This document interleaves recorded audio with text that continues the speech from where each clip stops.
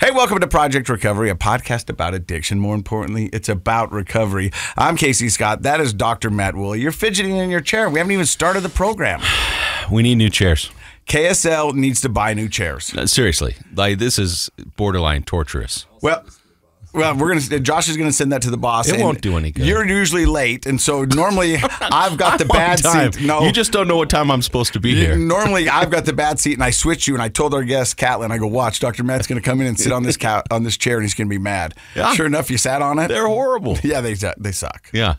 But we've got a great show for you today. I'm back. Dr. Matt's here. So you were golfing, right? I wasn't golfing. I was actually in a sales boot camp in Fort Worth, Texas. All of that sounds terrible to me. It was actually pretty cool. A sales boot camp in Texas. None of that sounds good to me. We've left on a Wednesday. We got back on a Thursday. We flew into Fort Worth, went straight to the conference room, sat there for 4 hours. I learned how to talk to people, learned how to ask for the deal. I learned a lot of great information. This is part of my title company that I work for. Did they really just teach you how to manipulate people? No, it's not about manipulating. It's about building a relationship, Dr. Matt. That sounds manipulative. No, it's about building a relationship and being able to ask for the deal. And so I learned a lot of great stuff. I will say this. I do enjoy working with a salesperson who honestly wants to just help me find what I need. Yes. And isn't pressuring me. But there are certain stores in Utah I will not shop in anymore because they are the opposite. I won't bring up any names, like R.C. Woolley or anything like that. We're gonna have to cut that. Okay. But that's what I don't like the high pressure sales. But I've had a few people like one of the cars I bought not too long ago. It was awesome because they were just wanting to help me know what I needed and help me find the right fit, and I really appreciated it. So if that's what you learned at the boot camp, that's awesome. That's what we learned. And then so there was something interesting that happened because normally when you go away on a sales boot camp with a bunch of salespeople. Is that a normal thing you do? When you normally go away? You do that a lot? No, but when you do that, usually what happens afterwards is everybody congregates down by the bar. Yes. And then they go out. Out after. Yeah. And so I was a little bit nervous, a little apprehensive about what was going to go on. This is my first trip with all these guys, and we go Do you know them very well? I knew two of them. Two of them were for our state, and then there was from Oklahoma, Fort Worth, Texas. Oh, so this is like... There was people from all over the country there. Right. And so we go there, and then we wrap up. They go, okay, hey, we'll meet down at the bar for happy hour, because other states have happy hour, and that's where drinks are half price. Is that not a thing in Utah? No, you can't have happy hour in Utah. What? That's a law? Yeah, it's a law. You can't have discounted drinks. Really? Yeah, because it promotes drinking. That. Yeah, no, you can't. Oh. If you've noticed, there's no bars in Utah that have happy hour. Could you do an unhappy hour and charge twice as much? It's every day. That's every day. It's unhappy hour. I want to experiment with that law. And so they go happy hour, and then we'll go to dinner. And so I go down there, and everybody's drinking, and not everybody, but majority of people are. And the waitress comes up, and she goes, hey, can I get you something to drink? And I go, no. And she goes, are you sure? And I go, well, if I drink now, you're going to have to kick me out. And she laughed, and I went, I'm serious. And then I had to explain to everybody in there. I said, hey, I'm in recovery. I'm coming up on 4 years, and here's all the story. And it kind of broke the ice, and then nobody pushed it after that. But it was a little bit weird because I'd made a joke in the conference room about me being an alcoholic, and most people just laughed and thought I was just joking. Just joking, yeah. But I was serious. Yeah. And I was like, I would love to, but I'm an alcoholic. And then everybody laughed, and I went, okay. And I just let it go. Yeah. And then when I got there, and I was like, no, I'm serious. I'm an alcoholic. I can't drink. But that's your style to handle tense moments is use humor, right? Yeah.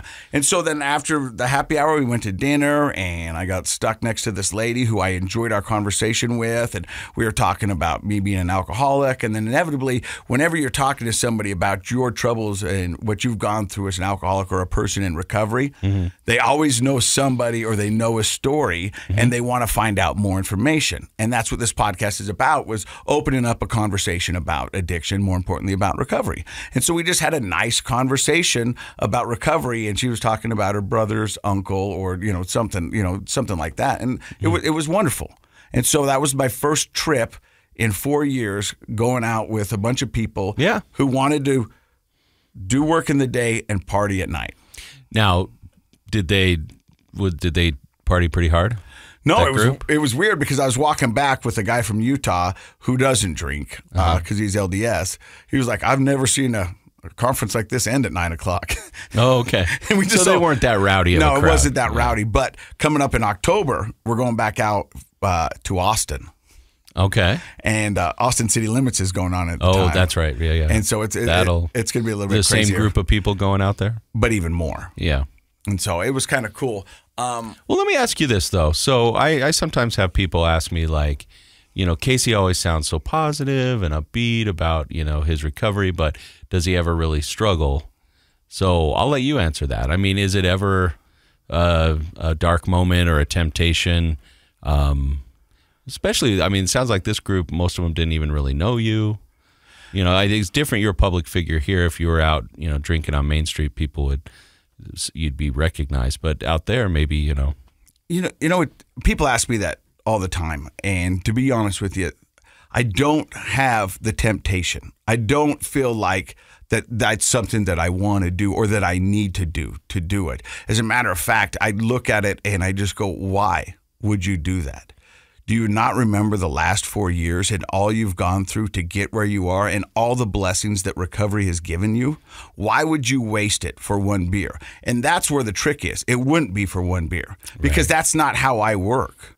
One beer is not good enough for me. You're all or nothing. Yeah. And so, no. So that's a reframe. So I thought I could get you to give a reframe. So thanks for doing that. And that's in cognitive psychology. We think about something in one way, and then we might ask ourselves, okay, but what's a different way I could think about this? And so what you sort of just modeled there was the idea is like, well, I guess I could have a drink, but I know that's going to turn into a bunch. But the reframe is a different way to think about that is it's going to lead me to losing all of this that I've built up and the person that I've become, and it's not worth it. So in that moment, you can reframe yourself out of a tempting moment. Now, for you, I don't think you've had that real strong temptation, but most people do. Most people who are going through recovery will have low times where they feel like maybe I should go back to my DOC. Maybe that would help me have a little relief right now. But I think the thing that made me such a good addict, if there's such a thing, also makes me such a good person in recovery, and it's my all or nothing mentality. Yeah. And that's what I want to do. Now, a little insight. We record these podcasts on Thursday. True. In 3 days will be my 4-year anniversary. All right. Woo! Of when I lost everything, or so I thought. Yeah. I really thought I had lost everything. But in reality, I found everything that matters to me. Mm-hmm. And it's been a 4-year process of me doing that. And I've worked hard. I've had good days. I've had bad days. But in the 4 years since I quit drinking, I've been blessed with so many wonderful opportunities. I've been able to appreciate authentic interactions with people in the public, with my kids, with my girlfriend, with my ex-wife, with my family, which I would have never had that opportunity had I kept drinking. My life was going down, and it was going down fast. The reality is because of that accident, this could be my 4th year in prison. Yeah, I mean, that is one way. And looking at maybe 6 more, I don't know what it would have been. Had I killed somebody, I don't know where I would be. And so the reality is the day I thought I lost everything was the day I found everything that matters to me. Yeah, it's a great way to look at it. I'm proud of you. I know that it was a big struggle for you up until that point, but you did that all or nothing shift in a positive way. And that, you're right, that kind of a personality, we see it here in the studio almost every week with somebody who was all in and now they're all out.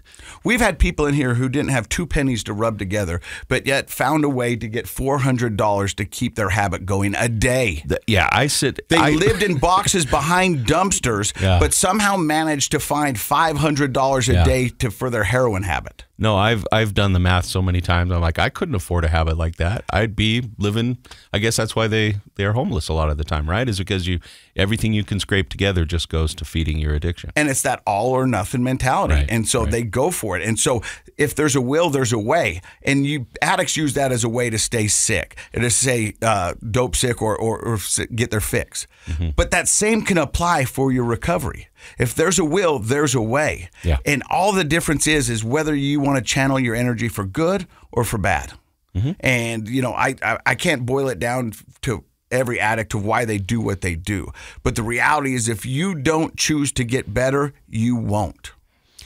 The all or nothing mentality, when applied in the right direction, works miracles. It totally changes lives. And I think that's what you're saying. The last 4 years, your life has become everything you hoped it would be. Everything that I thought it was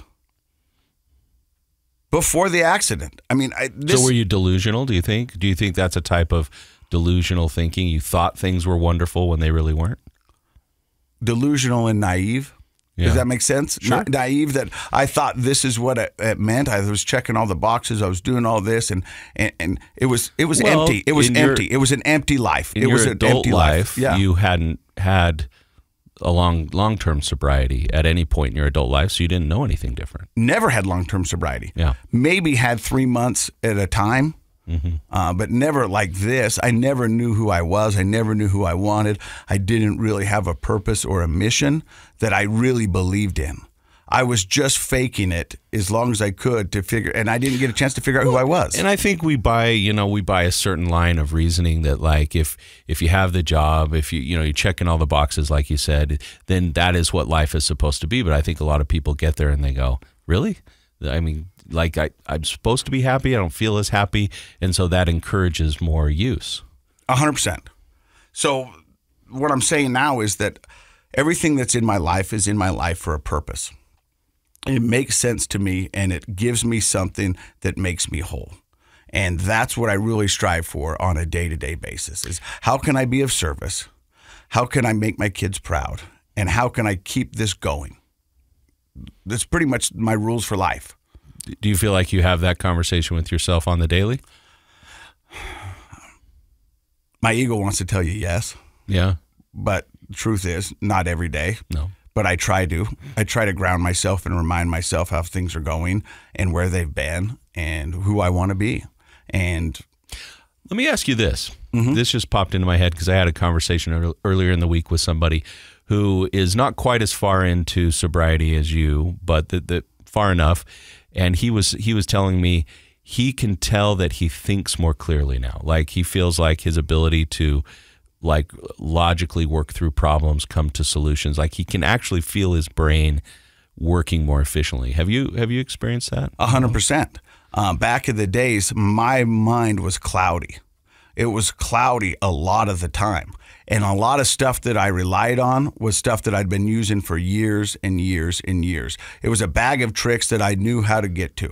I remember when I was golfing with my dad or my buddies and we were out there drinking, about on the 10th or 11th hole, I would start telling jokes and they'd be like, bro, you've been doing this for 12 years, man. You got to get some new stuff.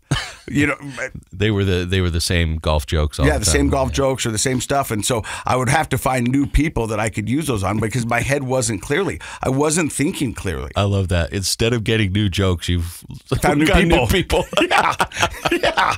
It's like, oh, have you heard this joke? Yeah. Okay, then I'll find someone out. Yeah. And when a new person would come in, I would get them first. And my friends would be like, oh, here we go again. Same old show. Yeah.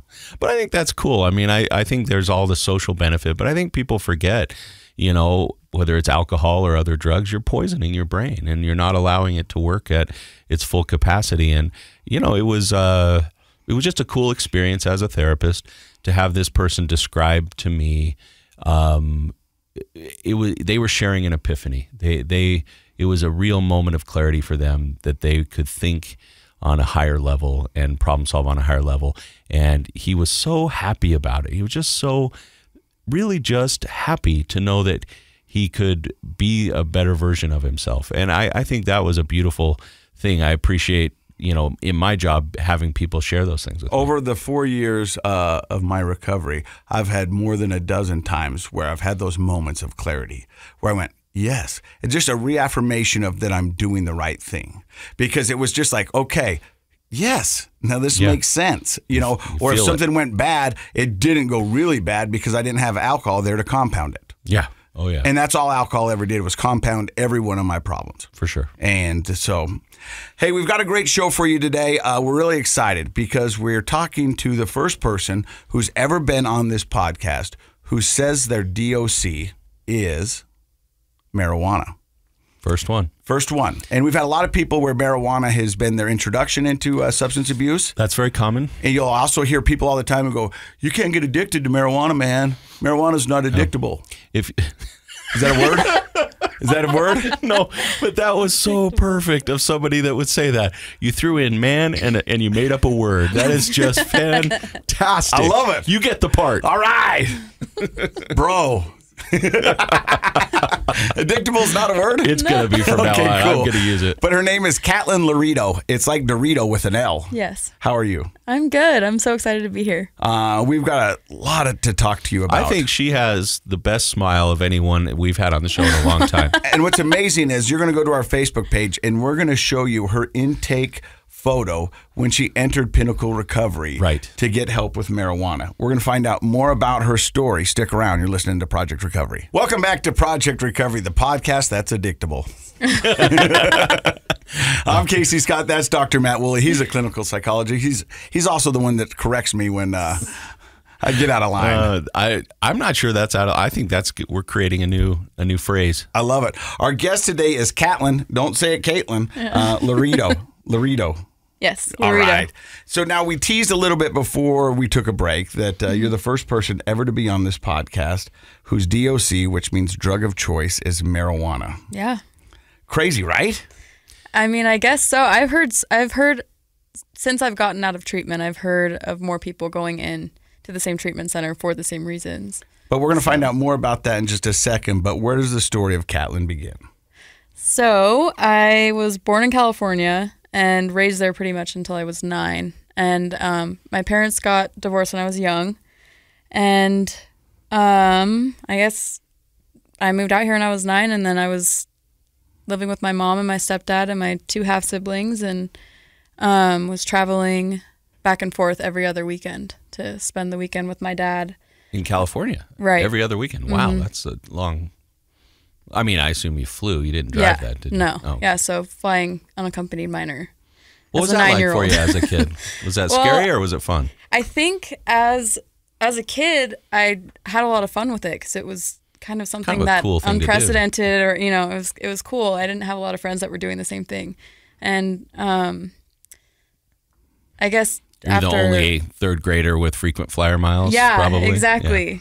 So Dr. Matt's going to want to know, was the divorce a bad divorce? Was it a good divorce? How did you take the divorce? So they divorced before I could even remember. I think it was. I think my mom said it was around 2.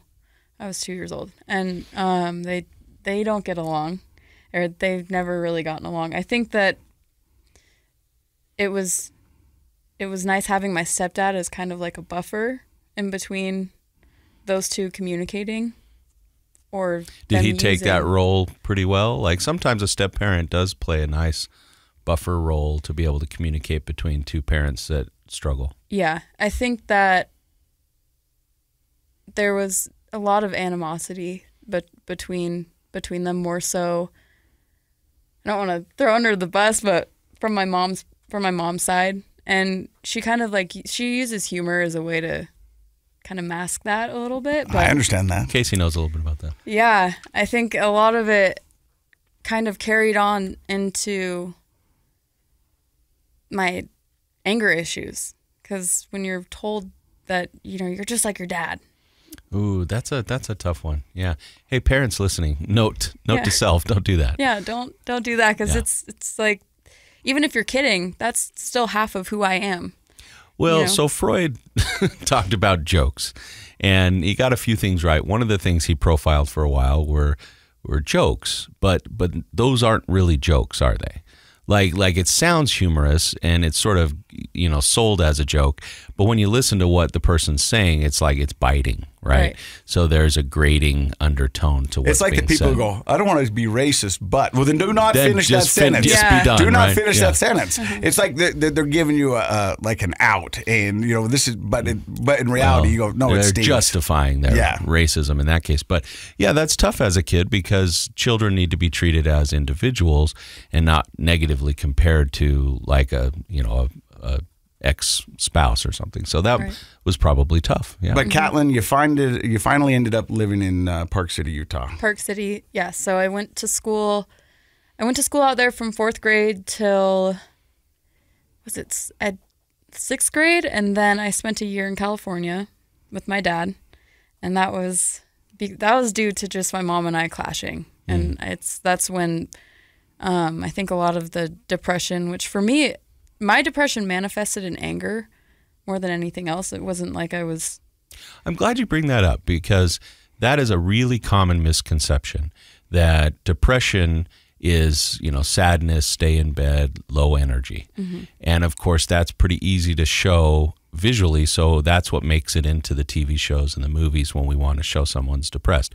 The reality is young people, and especially men, but men of all ages, but especially young people, irritability and anger and sort of an agitated energy are really common manifestations of depression. Yeah, I definitely experienced all of those things as a kid. I was very angsty, angry at the world. And so you decided, or maybe your parents decided, it's time for a change and send you back to Yeah, it was one of those things where California? it was like, I'm just going to go live with Dad. I want to live with Dad. And she's like, you know what? I've heard enough of this. You're going to go live with your dad for a year. And that, unfortunately, it didn't work out. It was, I love my dad. I'm very close with my dad. And he was doing his best as a single parent, trying to manage a business that he had started while also having a kid who's starting at a new school, a new community, trying to make new friends. And Was that junior high? You just Yeah, junior high. So that's a big switch, leaving your community and then yeah, going to California and starting junior high and all the stuff that goes along with being in junior high. That's a stressful time. And I would say, in retrospect, it's easy to criticize. So this isn't a criticism, but a lot of parents do what your parents did. Instead of trying to understand and address the underlying issues of why you're angry, it's more like, well, we'll just move you to another house. Yeah. Right. Yeah. And we hope those big changes make a difference, but they don't usually. How did your anger and depression go? I think that it was more so just a lot of isolation and sadness during that year because I just felt alone. I didn't have, I had a couple friends here and there, but it was so different going from being in a space where I've known all the kids since 4th grade. We've gone through every grade together and Small integrated. town Yeah. comparatively, right? To Orange County, and What part of Orange County? we were right by Coto de Casa. Okay. When I was a kid, I lived in Fullerton. Okay. So the Orange County can be a little crazy. I can Yeah. imagine. But you only lasted a year there. You said you were very angsty, and Yes. Eventually it led to you coming back to Park City, Utah. So I came back here. I was going into 8th grade. So I did 8th grade and 9th grade, and then you go into the high school. So at any point, your angsty preteens and teen years, did you experiment with alcohol or drugs? Yes. So I was first introduced to pot. I think it started with pot, and then just drinking here and there. But I really fell in love with weed when I was in high school.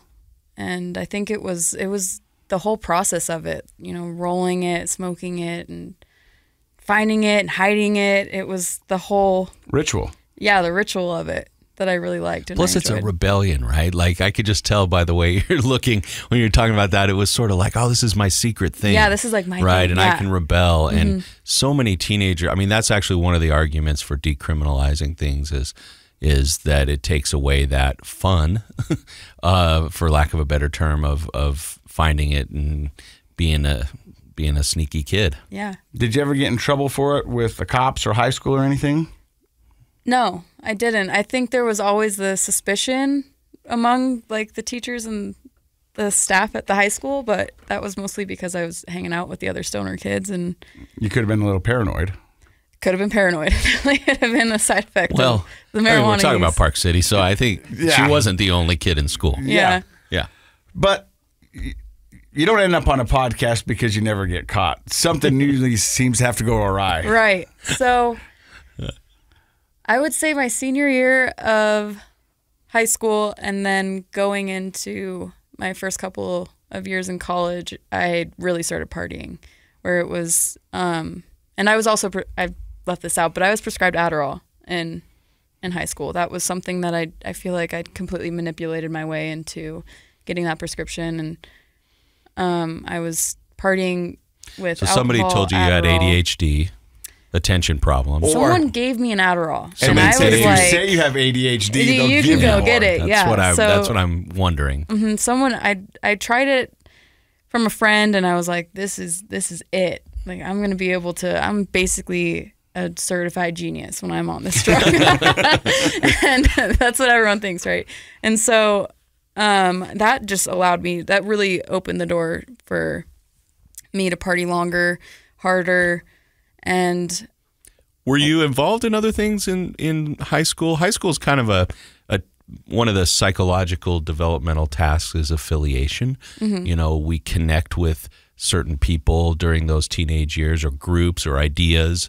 Are you a jock? Are you a member of the Hellfire Club? Are Right. you on Yeah. the chess guild? Think Breakfast Club. Yeah. Right. And so Which you go back to that movie Breakfast Club. Yeah. Each one of those people in there represented a different group on in high purpose, school. On purpose, right? So yeah. so John Hughes wrote that movie on purpose to highlight each of the cliques, because those were the personal identities, immature personal identities of the typical teenagers, right? And so that's such a classic movie because that's what we all go through. Mm-hmm. My question is, What table would you be sitting at? yeah, what table would you be sitting at, and just tell us a little bit about that. so I would probably be sitting with the guy who wears leather. John Bender. It was kind of, so I was always good in school. I kept my grades up. I did all my homework on my own. I managed that for the most part. Part And of your then- identity was being a good student. Right. But on the other side of that, it was running with the boys and smoking as much as they're smoking. It's the whole that A little competitiveness, want to right. keep up with the. I want to keep up and be tough. Yeah, I would consider myself a stoner. So in high school. the parking lot crowd, the stoner crowd, that was more your group. You weren't in the orchestra or that kind of stuff. No, I didn't. Okay, so I got a job when I was 14. And so I worked consistently from that point basically until now. I've always been employed. What was somewhere. your high school first job when you were 14? I worked at a Native American trading post store on Main Street, which was awesome and Main fun. Street, Park and, City, yeah. Yeah, meeting a lot of different walks Do you have of life up celebrities there. come in and all that kind of Yeah. stuff? Yeah.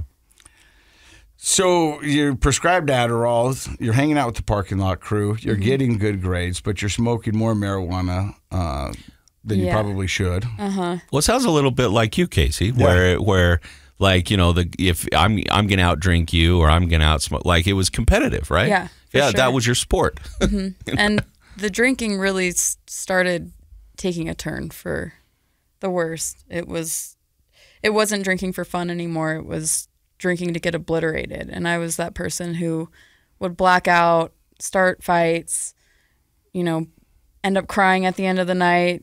And the Adderall made it so that I could just continue to consume instead of, whereas someone who wasn't on it, they would probably be sick and be Pass done out for or die. and be done for the night. And I would just keep going, and it would end in chaos every single time, every time.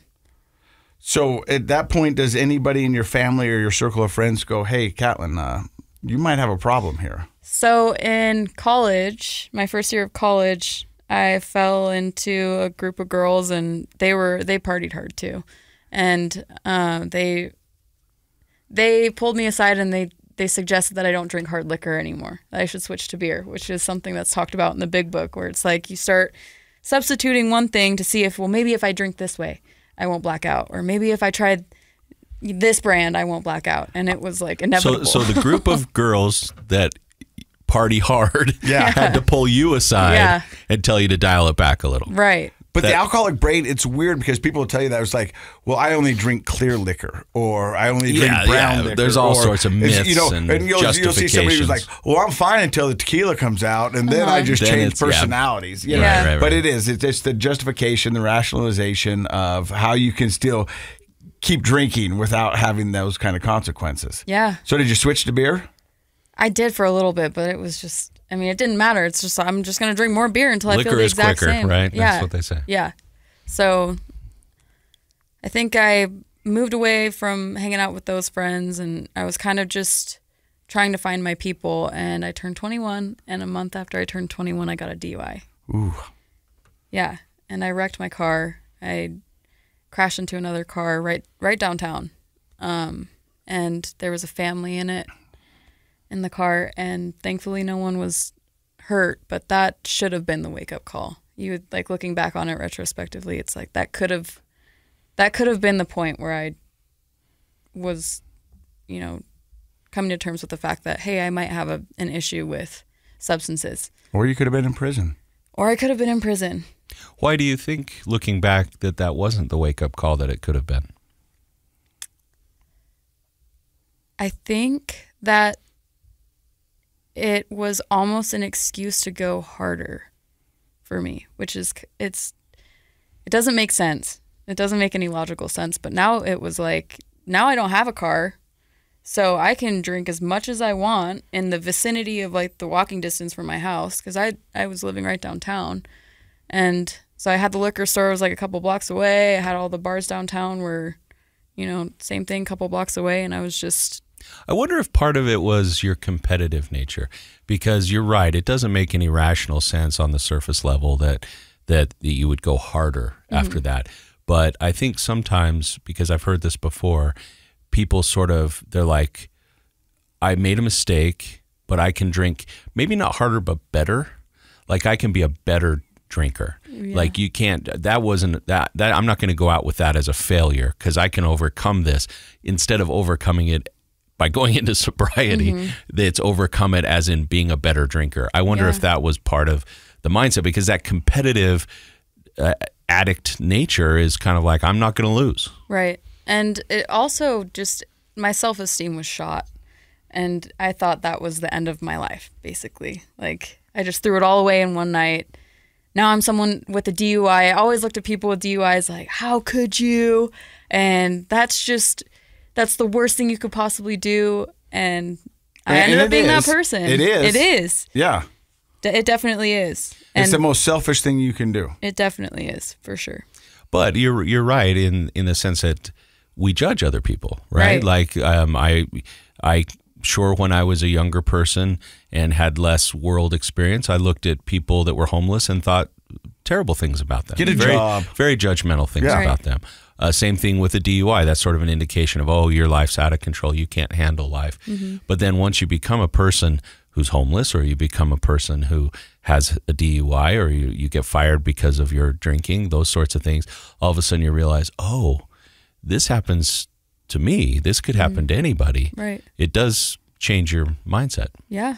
And changing mindsets is what we're talking about here with Catlin here on Project Recovery. Stick around. We'll be right back. Hey, welcome back to Project Recovery. Casey Scott, that's Dr. Matt Woolley. Our guest today is Catlin, and she's talking about her early years of substance abuse, where you got a DUI, and instead of that being your rock bottom, you took it as a challenge and kind of turned up the partying even more. It was like all the seatbelt came off. I just was like... Off to the races. Off to the races, yeah. Well, I see that's sort of alcoholic logic. Well, I don't have a car now. Yeah. So I can't, so I might as well just drink as much as I want. And I'm stuck downtown, and anywhere I turn, there's a bar, a liquor store, and those seem to be the only fun things to do. Exactly. And how did you stay in college? Were you able to, no? No. Tell us what happened there. That was the point. So I got the DUI. I was going to Westminster, and the public transportation goes right there. And when you're a student, you get free public transport. So I could have easily No kept excuse going. not to go. Right. And I only had a year left. I did all 3 years, and I did pretty well. And then what initiated me dropping out was the embarrassment of public transportation. In my head, I thought that people were going to see me taking the bus to school, and they were going to know that she got a DUI and she screwed up her life, and now these are the consequences. And for some reason, that I just couldn't handle that. It was so shameful in my head. I don't know. No, I think people. Yeah, absolutely. I mean, looking back on it now, you can maybe say, "Gosh, I should have just finished, been tough and gone." But when you're in the middle of shame is such a horrible experience, and it is so depressing of your positive behaviors. Like, it just destroys the sense of who you are. So I could definitely see how the shame of that, or the fear that you'd be shamed by others, would stop you. So how did you tell your parents you weren't going to school? I think I phrased it in a way that was like, I'm just going to I need a break. I'll take a year off. Yeah. I'm going to get myself clean. It's been like 7 years. I'm going to figure some things out. Yeah. And what did you do with that year? I partied, and I was working at the comedy club downtown. And that's, when you're in a club environment, it's like you get off work and the first thing you do is you go to the nearest bar and just start slamming shots. And that was my life for a year. And then I got into a relationship, and it was a 6-year-long relationship. And so that was basically my life, was just working the day job at the desk job. And then at night I would go to the comedy club downtown, and throughout all of that, I'm smoking during the day, wake up, smoke, go to work, get off, smoke, go to my other job, get off work from there, drink. And so at what point would you say your DOC became weed? Because it sounds like up to this point in your story, alcohol's kind of caused you the most trouble. But at what point did marijuana start to become like your main drug of choice? I would say when COVID hit, it really just shook everything up. The club closed. I wasn't going into work anymore. I was working from home. So it was just the easiest access thing. I mean, I had my work desk, and right around the corner I had my bong. And so it was just right there. And alcohol wasn't fun for me anymore. I was getting off of work and I was just taking shots. It wasn't like I was like, I'm going to relax and have a beer. It was just, I'm going to take 3 shots and sit here and wait. And then I'm going to smoke and get, crossfaded, as they say, and just sit in my house and do nothing. And so that's what I did. I think that is such one of the tragedies of COVID, other than COVID itself. I get it. Is that it encouraged so much substance abuse. And we're starting to see the outside of that. You know what I mean? Yeah, the effects of that. So many people got into the habit of doing exactly what you're describing. Is they're home, and 5 o'clock becomes 3 o'clock, becomes noon, and people figured out pretty quickly, I can sort of do this job and be drunk or be high. Yep. And I've got nowhere to go. The boredom, the isolation, and the depression that comes from that. People tried to alleviate that with substances, mostly alcohol and marijuana. You know? So you switched from mostly drinking to mostly smoking. Yeah. And I think that was really caused by the anxiety that I started experiencing. Was the anxiety caused by COVID and the unknown and the world's kind of changing and stopping? Or were you getting anxiety from the drinking? I don't know. And Dr. Heather from Pinnacle would say it was the marijuana. Long-term marijuana use, sometimes it happens where it just has this switch where all the things it used to do for you, it'll start doing the opposite. And we call those paradoxical effects of marijuana. Yeah. Ooh, that's a good word. It becomes the opposite. Paradoxical. Instead of relaxed, you become anxious. And I can tell you that doesn't happen once in a while. That happens a lot. People who use marijuana regularly over a long period of time often become anxious. Not just, you always hear the stories about, I got paranoid a couple of times. This is different. This is, it creates an anxiety disorder. And in fact, if you look in the DSM manual about disorders, there's anxiety-induced substance abuse disorder. You know. Yeah. So, and my body just couldn't handle drinking like it used to. My GI system was just taking a hit. I mean, I was like losing weight. I had no appetite whatsoever. I had to force feed myself. And I wasn't sleeping. And I think alcohol it wasn't doing anything for me anymore. It was making me feel more out of control, and dealing with the anxiety, all I wanted to feel was in control. And marijuana was doing that for a while. Yeah, I thought so. I didn't put two and two together that my anxiety was caused by the marijuana. So I was treating my anxiety with more marijuana, which was causing more anxiety. And so I would treat it with more marijuana until the day that I called Mary Kay at Pinnacle. Now, at what point or how much marijuana were you doing? Because I think people would want to know that. You know, I mean, because when we've had people on here, they go, when I've been drinking, I was drinking a half a gallon a day, or I was drinking 3 gallons a week. And I think people would be interested to know how much marijuana were you smoking? Yeah, it was about an ounce a week at the end. Which is quite a bit. That's quite a bit. And I would say that's important, but maybe what's even more important is you were smoking every day. Right. All day. Every day, all day. And so that's the actual overall amount is important, but that regularity of just having all the chemicals that come with it, it's not just the THC, but everything else that comes with the weed and whatever strain you were smoking, that sort of thing, every single day, all day, your brain isn't getting a break. Yeah, it was such a cycle that I was caught in. I couldn't, at the very tail end of it, when I was only sleeping for 2 hours, I would wake up and go sit in my kitchen, and I distinctly remember the only time I felt relief was when I would exhale.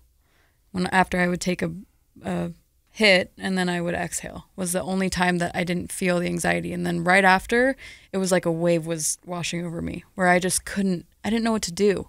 Where was your boyfriend during all this? He was trying his best to, he didn't know what to do. He didn't know how to approach it because I was in such a state of panic all of the time because I was just trying to make sense of where this anxiety was coming from.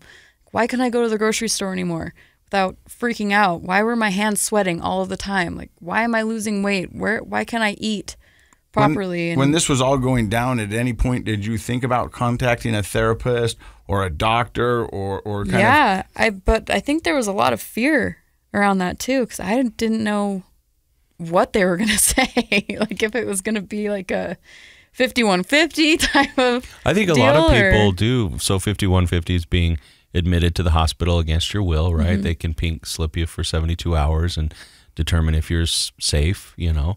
And so I think a lot of people who are in those states become so anxious that they are also paranoid. Would you say you had some paranoia? Definitely had paranoia. And that will usually stop a person because then your worst fears seem very real. Like they're going to lock me up or I'm going to go to jail. This is an illegal substance, the way, you know, all that kind of stuff. Yeah.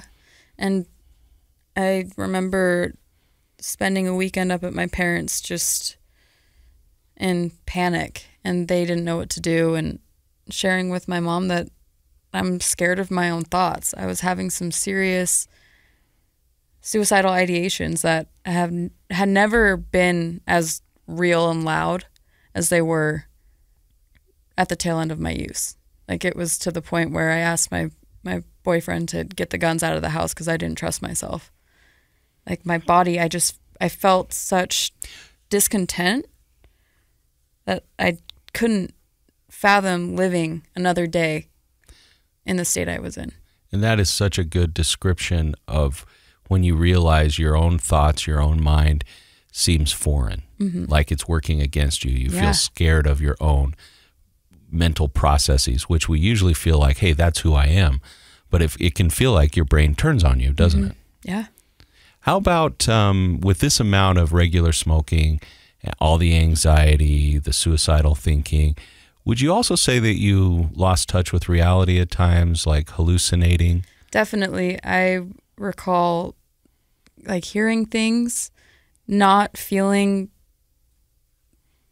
like in my own body. It felt like I don't know. I don't know how to describe it. It was like on the verge of psychosis. I couldn't. I mean, if you were hearing things, it probably was psychosis. Yeah. Right. Yeah. And psychosis means we're having, hallucinations. So hearing, seeing, smelling, feeling things that aren't really there. Delusions are, inaccurate thoughts. So it sounds like you were having some of all of that. Mm-hmm. And, a lot of times people who don't know much about mental health, they think, oh, someone with schizophrenia, that's kind of scary. It must be sort of a genetic thing. And it's like, well, that's scary for that person. They're generally not dangerous to anyone. And it would be very tough to have psychosis. But more people are treated for, we'll call it self-induced psychosis through substance abuse, than are treated for schizophrenia. Did you know that? I didn't know that. Yeah, more people cause their own psychosis through drug use than people who just inherit it naturally. And so, there is, again, a diagnosis for that, which is substance-induced psychosis. Yeah. And so that is, you were at a pretty fragile place neurologically. You were having all of the neurological breakdown symptoms that one could have, but it wasn't from meth. It wasn't from opiates. It was from marijuana, the drug that everyone nowadays likes to say is the cure for everything. Right. Don't panic, it's organic. Yeah. Yeah, if it rhymes, it's okay. That's what the hippies say. Yeah. But you spend a week with your parents up in Park City. You're telling your mom you're scared, you don't know what to do. You've instructed your boyfriend to get all the guns out of the house.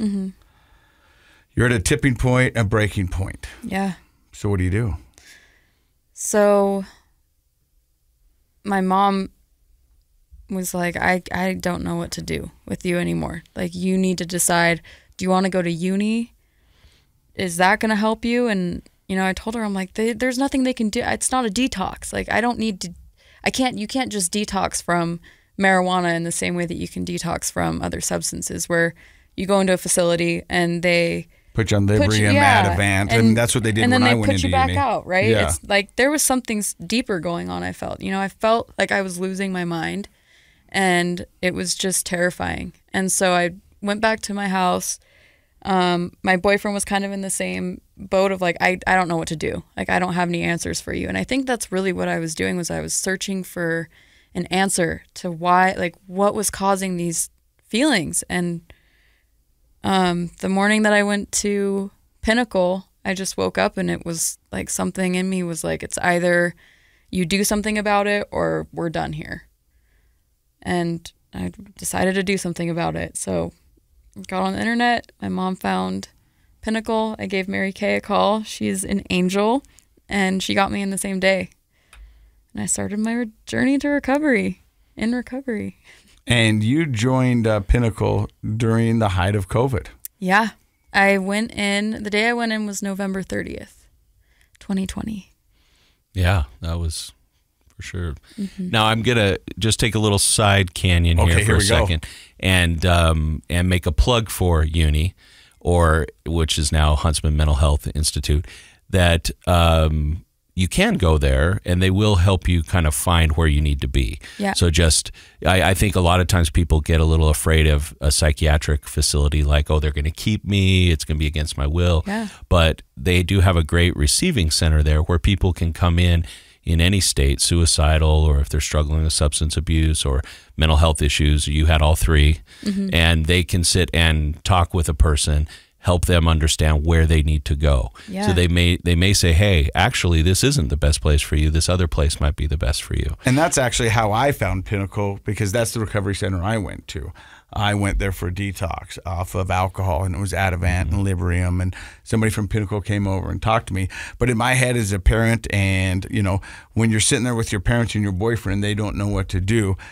Uni or Huntsman Mental Health Institute. HMHI is the safest place. It's a great place, and I would say even a trip to the emergency room, calling 911. Nowadays, we have the new 988 number, which is kind of like 911 emergencies for mental health.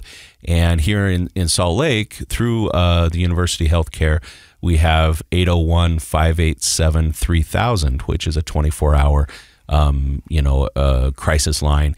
And again, there are a lot of this is such a crisis, starting with the opiate crisis in the 90s. It's taken 30 years, but now we finally do have some options for people, because I think when you're in that state, you're like, well, what do I need help for? Yeah, is it the marijuana? Right. Is it the suicidal thoughts? Is it the like, I don't know. And so fortunately there are a variety of things, but I know that I'm a fan of Pinnacle now because of you, but mostly because I know they saved my friend Casey. Yeah. I need to ask about how you were received at the house, because I remember when I was in the house and I went to my first meeting. I've said this on the podcast before. I mean, I was in there with people who were on meth, heroin, opioids, and all this other stuff. And I thought, I'm not supposed to be here because I'm here for Bud Light. Yeah. You know what I mean? And I don't belong with you guys, because I mean, that's really how my head was thinking. I'm here for Bud Light. Yeah. You know, and I could imagine, you're sitting in those process groups and they're like, well, what's your DOC? And you're like, marijuana. Right. There's so much stigma in the recovery community. That's crazy, right? Around that. I was going to say, did they give you a hard time? Like, oh, come on. Like, you shouldn't even be here. I did get that a couple times from some of the other clients. Not the ones that I ended up like finishing out with, but some of them that came in and then left. It was like, oh, that's it? That was the attitude. Was like, that's it? And it's like, yeah, that's it. But we both ended up in the same spot, so it doesn't really matter what brought us to the breaking point. It's the fact that we all ended up in the same space wanting to get better. You don't need any more validation, but just to validate what you're saying, there is more and more research coming out. I've read several articles just published this year about psychosis and marijuana, and how anybody who might be predisposed to any mental health issue, anxiety, depression, anything like that, if you are regularly smoking marijuana, you're putting yourself at such a high risk for not just exacerbating your own mental health issue, like getting more depressed or getting more anxious, but actually creating psychosis, which would be one of the worst experiences I think a person could have. Yeah. So scary. When people, that's just ignorance, understandably, because people for decades have said it's okay for you, and now we have it's medicinal. It's medicinal, and I'm not going to argue that the benefits of it medicinally. There may be, but I'll be honest with you. The more and more that it's out there, I think the less awesome people are realizing. At least people in the healthcare are realizing, it doesn't really do everything that you think it's going to do for you, and so it may help with some things. And so if you're a listener who's using it and it's helping you, that's fine. I hope you're doing it the right way. But just understand, it is not without risk. Right. It is a drug. It's a drug like any other that can put you in one of the worst situations of your life. So what was your turning point in Pinnacle that made you think that, okay, I'm starting to figure this out? Yeah. So I think just working with Eddie and the rest of the clinical staff there, and coming to an understanding that the life that I was living before was not the best that it was ever going to be. Because I think I really got stuck in that mentality after I got my DUI, and I was just using, and I was making good money and I could support myself, that this is as good as it's going to get. It's not going to get any better. And so going into a treatment center, talking to a lot of the staff there, and some of the people that have been in recovery themselves, and recognizing that as long as I'm willing to put the work in, I can make a life for myself, even tenfold what I previously thought was the best it was going to get, Yeah, I think that's your depression talking, right? You were probably like, well, I'm supporting myself and I'm making good money, and I guess this is it. This is adult life. I'm in my 20s, I guess is what it's going to be like. And that's sort of negative, pessimistic. Even if it didn't feel overly pessimistic, it's certainly self-limiting. And depression is very self-limiting. We kind of think, oh, I guess it can't get any better. Right. Can I ask you about the 12-step rooms? Because you like to use the 12-step, but you're not really an alcoholic. You're marijuana. Right. So that was a whole come to Jesus moment, I guess, for me was finding my sponsor and working through the first couple of chapters and having those questions of, I don't know if I belong in this, because I'm not, I wouldn't classify myself as a textbook alcoholic. But we were going through it, and she was like, well, did you experience the, using one substance and trying to substitute it for another? It's like, check. Okay, well, did you start making compromises with yourself about how you were going to use at what times? About check. And it's like I checked all the boxes for what it says in the big book as what would be defined as an alcoholic. And it might be a different substance, but it's still all of the same symptoms of this disease. And so that's just like where I stand in my truth. And, I still do get the kind of like the side eyes from people when I share that my DOC is marijuana. And that's what broke me. That's what sent me to treatment. And, I almost lost my mind. Like I was 3 days away from, my therapist told me in Pinnacle, he said, if by day 3 you haven't calmed down, I need to refer you to a higher level of care where they can go and sedate you, because I don't know what to do. We don't have a more the resources. medical intervention because your body was breaking down. Yeah. Yeah. Yeah. So now how long do you have under your sobriety belt? I have, as of yesterday, I checked today, I have 21 months.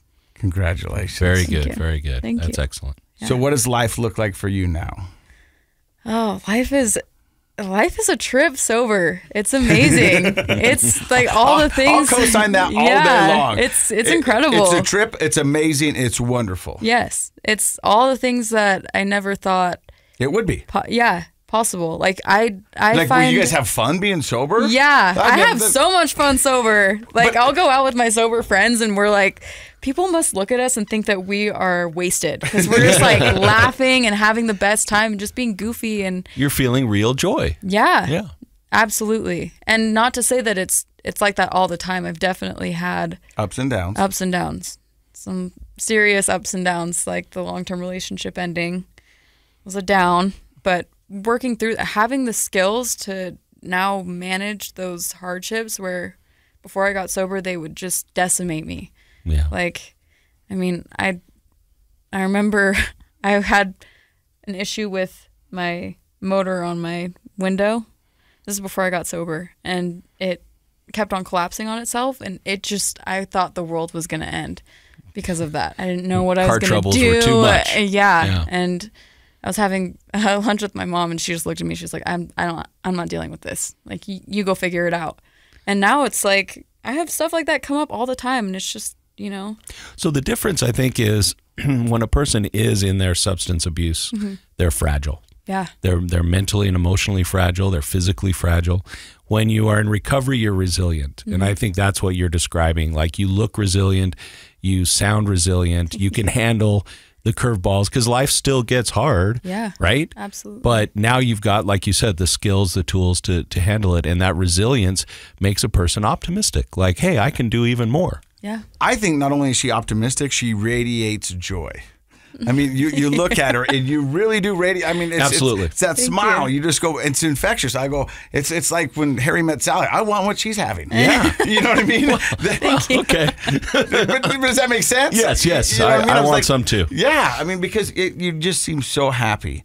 And it's such a joy to have you.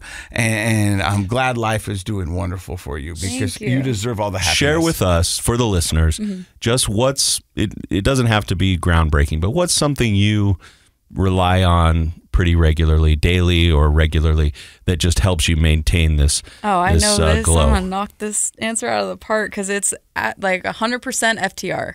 Fit to Recover has given me so much in my sobriety. It's where I met all of my friends. It's where I make most of my connections. It's where I find opportunities of service. It's the community there is unlike anything else. And if you don't know what FTR is, it's Fit to Recover.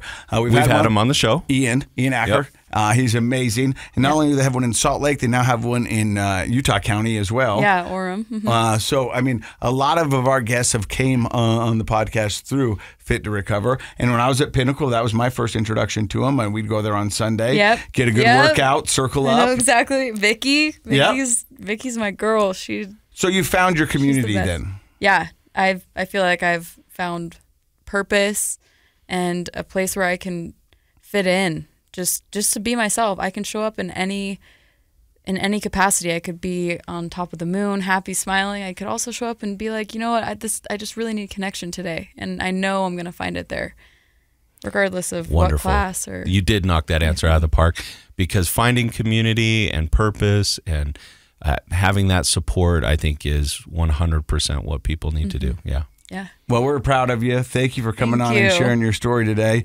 Dr. Matt, any takeaways?